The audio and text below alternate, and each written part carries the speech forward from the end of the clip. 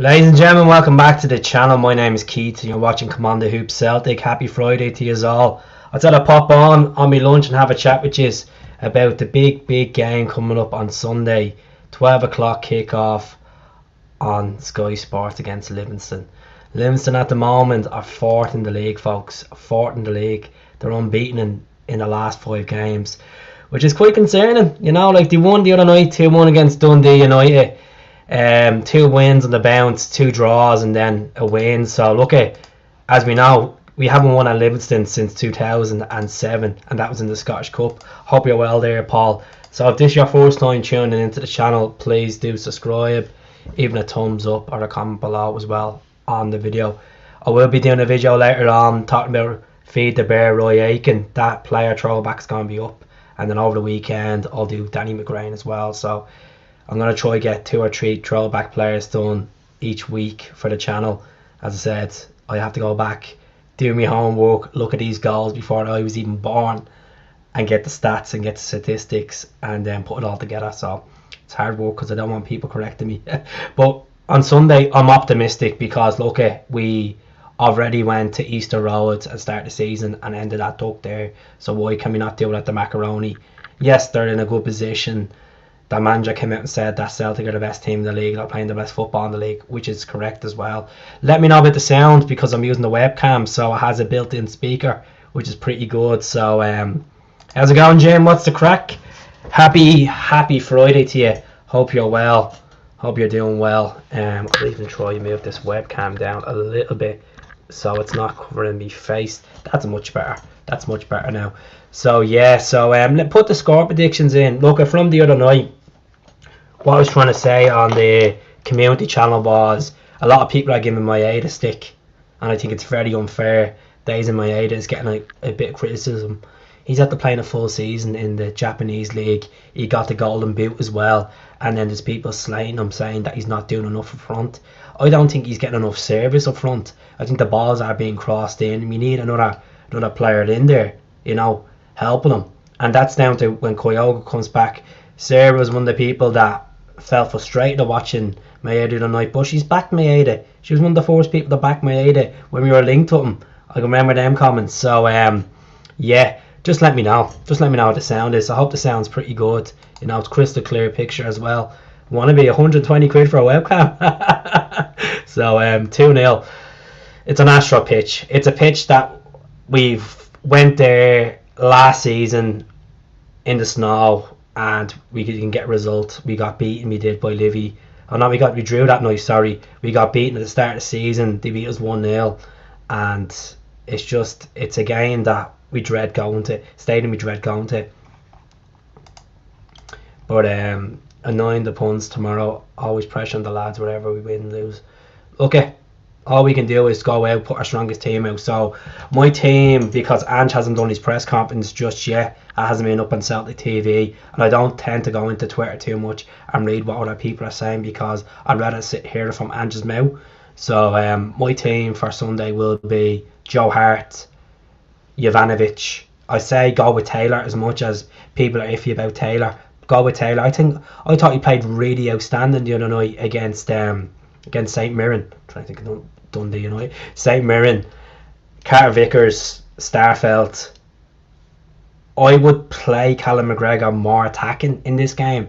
I just think we need to test the keeper more, and Callum is one of them players that likes taking the shot from outside the box. So I'll go, especially scoring the other night, a bit of confidence for Callum, and he's the captain. So I'll go with Beaton in there, Callum, and I'd go for O'Reilly. Now Tom Logic, I'd say second half with Tom. Maybe Atate second half. Atate is at the kind of went off the pace, but he's played a full season as well. People are forgetting about that, and the likes of Ideguchi as well. So up front, Jack and Mackes will play. I'll play Maeda on the left. I think Maeda on the left and Jota on the right. Abada perhaps come off the bench. You know, I know people want Abada to play, but I think Abada, the last time he played against Livi, he looked frustrated. So I bring Abada on, and he's been playing good football. You know, I think Abada is a safer option to come off the bench than James Forrest coming off the bench, to be honest with you. As I said, play Maeda on the left. He's been playing well. It's just the service into him, like them balls into him, like it's just not enough. There's not enough people pushing into the box. And that's one of our concerning things as well with Celtic is we're not converting on many crosses. We're not converting goals from crosses, and that's down to corners as well and set pieces. That's one of our weakest things so far this season. But yeah, we're quick enough to concede a goal from a set piece or a corner.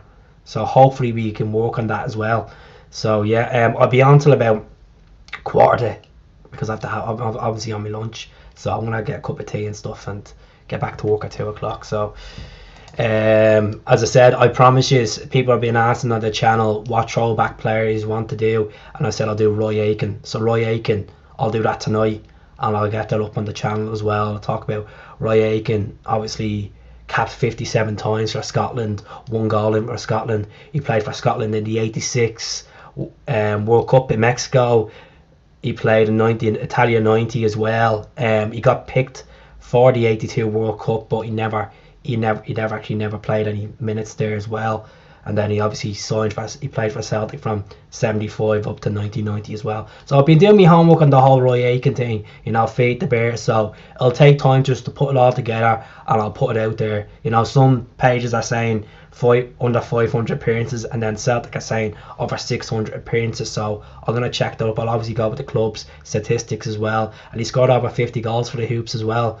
The iconic number 4. Sometimes he wore the number 6 as well. But Jota needs big game. 100%. I just said Jota is kind of like the last decent game he had for Celtic was against Wright Rovers, and that's a championship team. No disrespect to Wright Rovers, but he's kind of, the foot is off, and I don't know if it's a case that, as I said, is his head somewhere else, or is there something going on? He was at the Celtic Foundation annual dinner last night, him, Callum McGregor and Anthony Ralston, where I've seen pictures of. I don't know if he's all seen that as well, but yeah, you just we do need Kyogo back big time. We need Kyogo back, and I think the longer it goes on, the more fear you kind of get, when it comes to, like, yes, we can get goals from all avenues, but David Turnbull has been a miss as well. Atate has been scoring for us, Callum's been scoring, Liel is scoring, Maeda is scoring, but to have Kyogo there as ammunition, and the goals he's scored this season as well, that haven't been tap-ins, they've been nice finishes as well since he came into the club. 16 goals. So someone said to me, I think it was actually Sarah that said it on the channel, how many goals I think will Kyogo finish on at the end of the season. If you're getting back for April for the last 4 or 5 games, I'd probably say 21 goals. I think 21 goals. So see what happens there.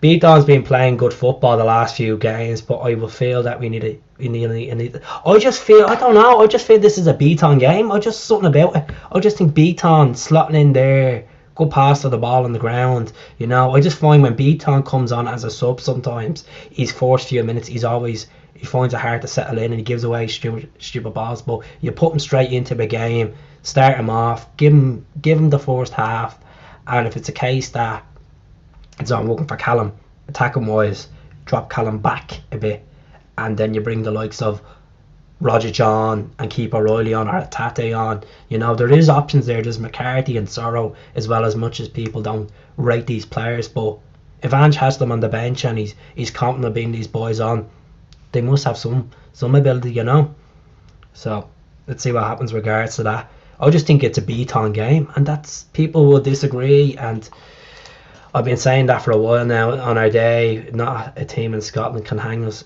That's it. Predictions for Sunday.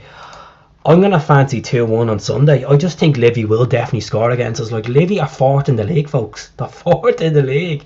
And this is, you're looking at their record and you're saying, right, look, played 29 games, they won 10, they drew 7, they lost 12, they've scored 32, and they've conceded only 35 goals. So yet they're in a minus a 3 goal difference, but that's a worrying sign. We're looking at the that's not recent results, but you're looking back to, we haven't beaten them since 2007 at them at the stadium. So the macaroni, you want to call it now, but I think Celtic 2-1. I really think Celtic 2-1, and I think that it's gonna be a messy game, but they're going to park the bus like every team is going to park the bus, and Livi always do it against us. But we need to test the keeper from outside the box, and that's down to the likes of Callum, O'Reilly. Liel has a good shot on him as well from getting outside the box. We've seen the goal he scored against Alloa as well, so you just have to be confident. And I'm optimistic going in. Yes, a plastic surface, but majority the attendance will be Celtic fans, like the last time. I think three of the stands were Celtic fans, so see what happens. Won the Iron Brew today. But comment below what throwback players you want me to do, because I have done Paul McStay, I've done Arthur Burridge, I've done Simon Donnelly. Who else have I done? I've done a podcast with Jackie. So Jackie, the whole Jackie podcast, give that a watch. It's about 3 years old. I've done Tommy Burns, I've done Steve Chalmers, I've done Billy McNeil, Bertie Auld, Scott McDonald as well. So there's a few in there that have been done. So if you go on to the YouTube channel and just click playlist, then you'll see there's like 22 icons and legends done. The Larson one's the hardest one to do because there's so much Larson moments to talk about. It's going to take me about 20 minutes to go over videos and goals that that I forget about. I have the Larson DVD there as well, so I'll give that a go. As I said, I've done a Stillian Petrov one as well, so that's there. Henrik Larsson, as I said, I will do that one. I will do that one again, but there's some really good ones. I think my best one I've done was Billy McNeil. We have 3/4 of stadium. Yeah, exactly. I like the idea of playing experienced players against Livi. We also need to maximise the chances against 10-man defence. 100%. There's no point of having so much ball in the final third and doing nothing with it. You seen the last time we played Livingston where we had so much of the ball, but we just could not put the ball in the back in it. I know the team is kind of being vamped since then. We had the likes of Edward, Christian on the squad, but we just need to go out there and play. 100%. We play our strongest team against, regardless who they are. If it's Alloa or it's Livingston, these are league games. These are the bread and butter. You need to win these games. We're out of Europe now. Let's focus on the league and the Scottish Cup. As I said earlier on the channel, if Celtic win the league, we go into the Champions League next season because of the way the coefficient works. Celtic's coefficient spot was under threat because of Serbian football. Serbians doing quite well in the Europa League and the coefficient. So Serbia will go up to 10th and Russia will drop a place. Now Russia are still technically 10th in the coefficient rankings in UEFA. Scotland are 9th. So what happens is, because Rangers are still in UEFA competition, they can still get points for Scotland's coefficient rating. With Celtic dropping out of the Conference League, the coefficient points does kind of drop there. So that's why people wanted us to do well in Europe. It would have helped the coefficient of Scotland. But at the same time, you want to win the league. And you win the league, you're into the Champions League. And if you get a couple of wins in the Champions League, you never know next season. Scotland's coefficient rating could go up more. So how it's going to basically work is Celtic win the league. If they win the league, touch wood they do. And whoever finished second, which could be Rangers, more like it will be Rangers, they will get into a qualifier. Could be a playoff or it could be a third round qualifier. So that's what happened last year. Like the previous seasons before that, it was just whoever finished fourth got into like second round qualification and done 3 rounds to get into the Champions League, because Rangers and Celtic done well in the last previous seasons in Europa League. Well, prior to last season, like doing well against Lazio and teams like that in the previous seasons, our coefficient went up in Scottish football in ratings. So that's why it's a big thing. If we win the league, we're guaranteed 30 million. People saying 40 million. It's going to be 30 million guaranteed. And then the following season, with the TV revenue of how far we do well in the Champions League, if we get to the Champions League, it's all a big if. It's no point being cocky and saying yes, we're in the Champions League next season. 9 big games left, we're guaranteed 10 million. That's how it works. So as I said, it's all down to, as much as we don't want them in Europe, I'd rather see them in Europe. Just let them get to the last 8 or last 4. We'll focus on the league and we'll play in the big trophy next season. You know, yeah. They're saying as well that third and fourth place. So third place will go straight into the Europa League, and fourth place will play in a third round qualifier. So how it works is for fifth place. Fifth place will be in the contention to play in the Conference League as well. So it's opened up avenues for Scottish football in general. So you realistically could be looking at 5 to 6 teams playing in European football in the summer. And the biggest benefit for Celtic, if they win the league, these daunting games of over in Azerbaijan or playing against Reykjavik and Cardew and Koiberg, they'll be all gone. Malmo, you go straight into the Champions League, like the 2006 days, something like that. Something like that you'd be looking forward to. And plus the boys will get an extended kind of more pre-season, to kind of an extra week or two to come back. Yes, the World Cup is on in the middle of the season, and we Celtic fans have voiced their opinions. Majority of Celtic fans are against the Sydney Super Cup. I can understand why they're against it. At the end of the day, we shouldn't be, in any aspect near them. If we're going to play friendlies or pre-seasons, we don't want to be in the same continents them playing, or even in the same countries them. We want to be playing in our own way. And some Celtic fans feel disappointed with the club's communication behind their back about organising this in the Australian market and getting these 2 to 3 games, which will happen. So I can understand, but at the same time, you gotta look and say, well, Celtic fans in Australia that have never seen Celtic up in Scotland play, they get the opportunity to go and see perhaps 2 or 3 Celtic games.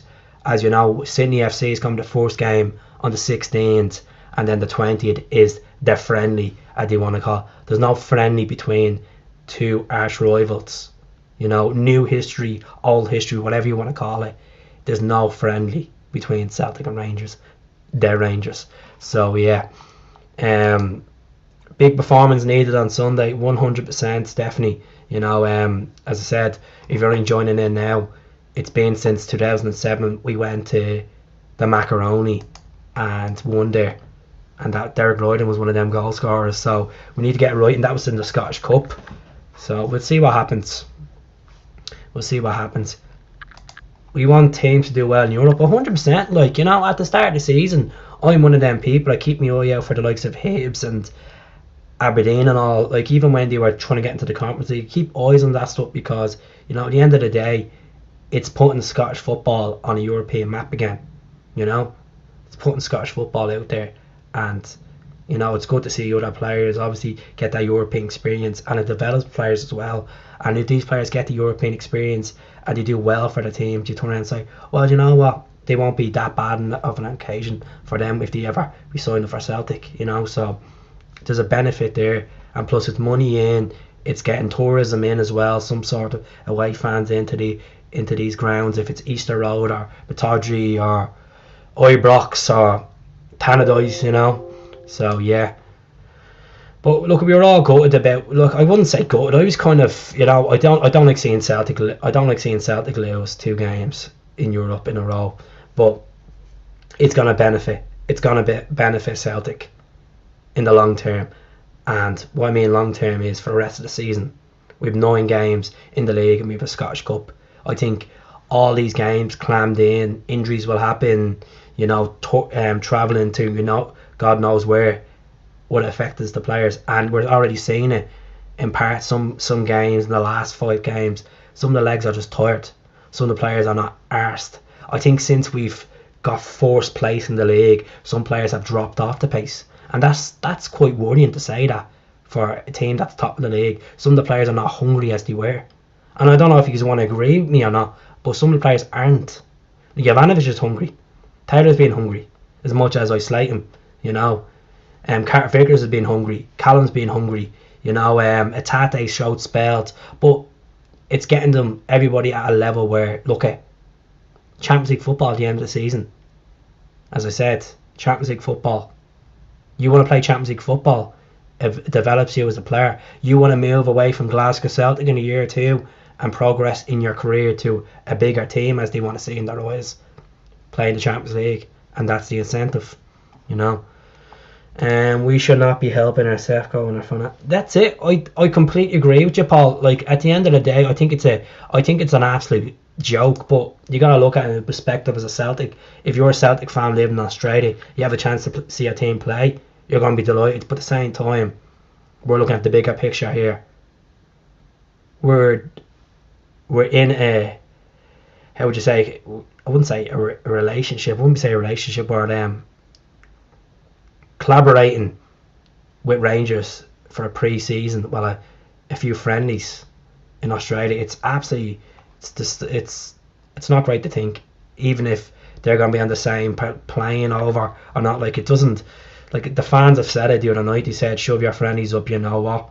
So a lot of fans are against it, and I can understand that. I can understand the frustration. But I'll be leaving now in about 5 minutes, folks. So get the comments in. If you're first time coming on, please subscribe to the channel. You know, it's not a part-time channel.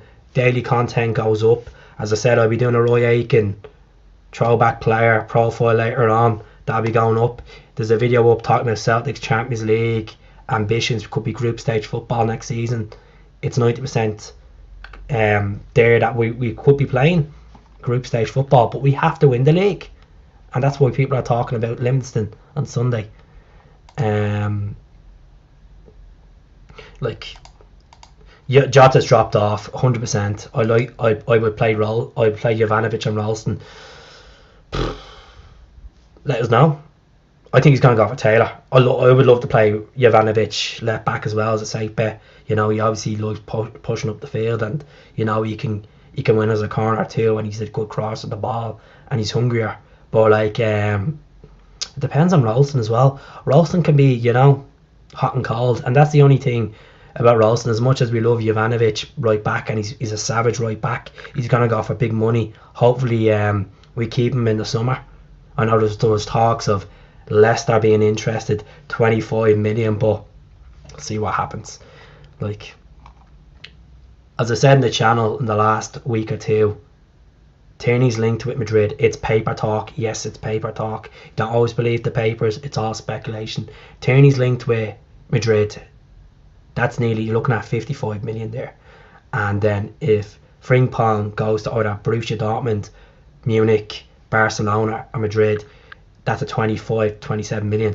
We're looking at potentially, with these two deals, because we have a sell-on clause with Tierney, we're looking at potentially 18 million coming in off former players that we didn't sell in the summer just gone. Yeah, Frimpong went in 3 windows ago.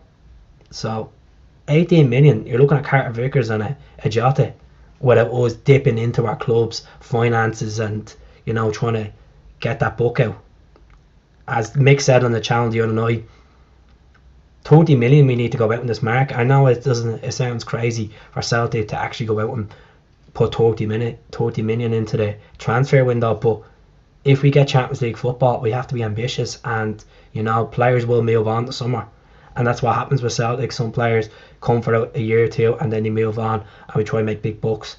I know Oyer was at the club for nearly 5 years, but we made bucks off Oyer than we expected. 17 million we're talking. So see what happens. I wish Jack and Marcus didn't say I think we can win the league. Look, it could be a jinx. Jelic thought they were going to win the league and they didn't win the league, but they went belly up. So see what happens. How's it going, Martin? Hope you're well. When was the last time Celtic played in the Champions League? 07. Oh no, not 07. 17-18 season. PSG was in our group. Bayern Munich were in our group. So it's been a while. It's been a while. You know, we got hammered on the FIFA score in Paris, unfortunately. It's up to the captain to get drilled into players how important this league. 100%. Callum McGregor's done it. You know, he's done it.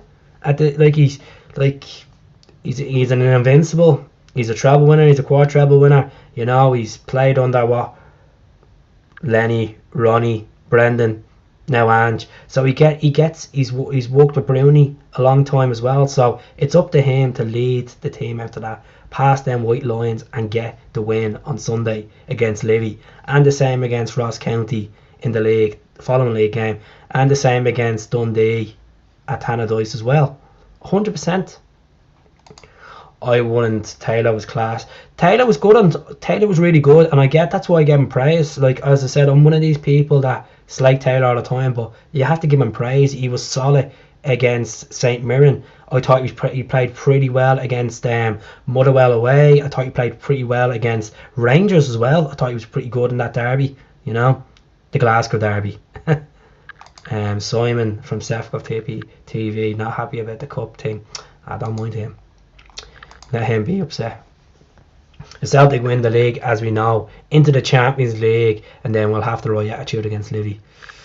That's it. That's the incentive. Who do you think will leave in the summer? Great question. I'd like to see Sorrow go on loan. Yeti will go. I think Barkas will go as well. Centre backs, I can see Julian staying on. He has 1 year left in his contract, unless we bring another centre back in. Balangoli will go on a permanent. Don't know if it's going to be Russia, as you know that he's already playing at FC Ufa until the end of the season, second last in the Russian league. Who else? We'll have Montgomery back from loan as well. Uragidi, he could go. There's an option for him to be bought as well. So we'll see what happens with him. Who else? I think Luke Shaw will come back. It's very hard to say. It really is. I'd like to see Mikey Johnston go on a season-long loan as well. But obviously Mikey's out injured at the moment.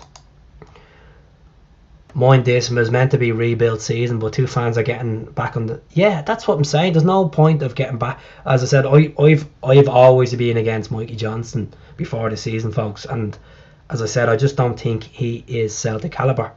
Yes, he showed spells of it, but I would like to see him go on loan and develop as a player and get better in the league. And then if he comes back, we can say, well, you know what? Let's give him a go. Let's give him a go. Let's give one of our own a go, and he deserves it. But for the time being, he's not good enough. You know, it's a case that, you know, I play Young Dembele instead of Mikey Johnston, and I hope he plays on Sunday in some capacity. We've got nine games left. Our main focus is 3 points each. 100%. Let's forget about the refs. Let's forget about the cup. As I said, there's no point of, and I know there's going to be a lot of rep blame on this, and that's the way it is. It's just down to the corruption of the referees. We see against Dembele the other night. You seen during the season where Turnbull was taking a corner, and he moved it by literally a millimetre, and he's like, "No, retake the corner," and it was on the lines. It's just shocking. And there's no excuse for us to lose to any team at Celtic, at Parkhead, even in Champions League. I don't know about that now. I think, be honest now, that's a bit. We don't, at the current team that we have at the moment, we don't have a Champions League competitive team. We had a good go in the Europa League, and we done well against a Champions League team like Leverkusen. But I'm sorry, I'd have to disagree with you. Yes, we have the 12-man fans, but do we have the experience out there, European experience of Champions League players? Not really. We have Rogic, we have Cal and stuff, and Joe Hart. I'd have to disagree with you on that one there. You know, I understand where you're coming from. I was asking about Balangoli on St Mirren live stream. They think they would sell him. I don't know. I don't know. As I said, Balangoli has 2 years left in his contract, so his contract's up at the end of 2023. Yeah, people, I'm not trying to name it, shame it anyway, but I think that's asking for a lot for the club. There's no harm being ambitious. I can understand that, and there's passion, but come on. If we do get into the Champions League, I can't see Celtic getting past the group, and that's to be brutally out straight with you. You know, that's to be brutally out straight with you. Depends who we bring in. Depends who stays as well in the summer. If we get Jota staying, we get Carter Vicker staying. We settle the team. Kyogo's playing. We really don't know in football, but I think that's a lot to ask. But fair play. We're all tight to opinion. Always rated Luca O'Connell, but he's not a part of our plans. Look at Luca, the young Scouser, just didn't work out for him. Don't be crazy. That's it. Bangoli he's left to Russia on loan. That's correct. Well, I'll put a video out of it to FC Ufa. He played 2 games so far for them. I think they lost 1 game, then they won 1 game. So yeah, so Zenit, because of the sanctions against Russia, Zenit are top of the Russian league at the moment, and with Russia being 10th in the coefficient, which they're officially banned now, what'll happen is the Serbian teams will move to 10th. Who would buy ball? You'd be surprised. There could be a team from Belgium in for them in the summer. All he needs to do is just play a bit of football, and that's all. At the end of the day, and then he might go for cheap. So you never know. Been surprising. It's been mad once. We bought Kouassi for local of Moscow. I think it was someone in Russia. Sorry, I think it was Kazaspor or something like that in Russia. We bought him for literally, I think it was like $500,000, and we sold him for like 2 million. So you'd be surprised. Would have been a big help this Sunday. Well, look, you gotta just believe in the team that we have. We've Giacomakis come back on Sunday as well. Is it an option to buy? Any ideas with who? Is it Jota or is it Bolingoli? I don't think it's an option to buy with Bolingoli, to be honest with you. As I said, I think he'll be coming back. I know there's been rumours floating around about Jordan Larson. I just want to talk about this, like Jordan Larson and his Spartak Moscow contract in jeopardy because of obviously UEFA banning Russian teams. People have asked me on the channel, would you take Jordan Larson? I would not take Jordan Larson. The reason why is because it's down to the criticism that he'd receive if he's not on form by Celtic fans. People will always compare him to his dad, and I think that's very unfair. Very unfair. Cracking free kick, decent striker, decent winger. He would suit the style of football, but it's more the anxiety of him having a bad game and fans getting on his back saying, well, you should do what your dad done, you should be this and you should be that. Always comparing them. You never compare, Even with the Maldinis back then, they used to always compare the Maldinis, like the generation of Maldinis. You don't compare, like they're all, every footballer has their strengths and their weaknesses. There's rumours about Celtic, there's rumours about we're meant to be getting a Japanese centre back that's on loan, that's playing in Belgium at the moment as well. I think it's Itakura. I'm right, Itakura. Could try get Larson Jr. on loan. But as I said to you, it's the case of fans, if he misses a sitter or he has a bad string of games, fans are going to be jumping on his back, and that's the horrible thing.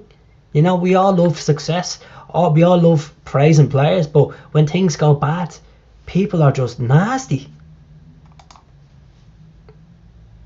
He's not trying to say Starfelt isn't a good back. I think he's in a good position. We just think we need to bring him in. I think Starfelt is settled. Starfelt was pretty good the other night. He was pretty good, and I think a lot of people are starting to realise that Starfelt, lay off him.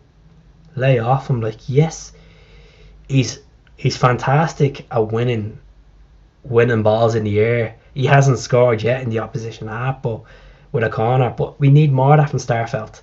I think he's even with the pass, and he's starting to get the system, and I think people need to lay off Starfelt. As I said, I'm not a fan. I think Taylor needs to go maybe in the summer, or have him as a second choice or third choice left back. I just don't think he's the answer moving forward with this style of football.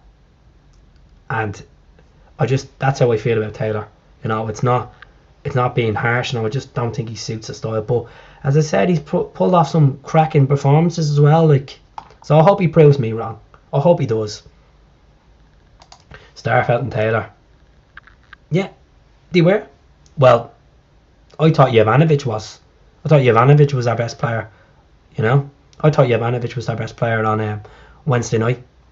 I just thought he was brilliant, getting up that wing, and But anyways, I'm going to jump off the live stream myself. As I said, just a little discussion. If you haven't If you haven't subscribed, please subscribe. Keep an eye out for the video later on. The Feed the Bear video will be going up. I'll get that done later on this evening, and I'll try to get a podcast done tomorrow night as well. Okay, as I said, we'll all be on nerves going into this big game on Sunday. It's the 4th, so Joe Hart, Jovanovic, Taylor, Starfelt, Carter Vickers, Beaton, McGregor, O'Reilly. I'm gonna go Jota on the right. I'm going to fancy Maeda on the left for pace against Livi. And then I'm going to fancy Jack and Mackers up front. Bring Abada on the second half with 5 subs to play with. So you need options on the bench in case it's not going right as well.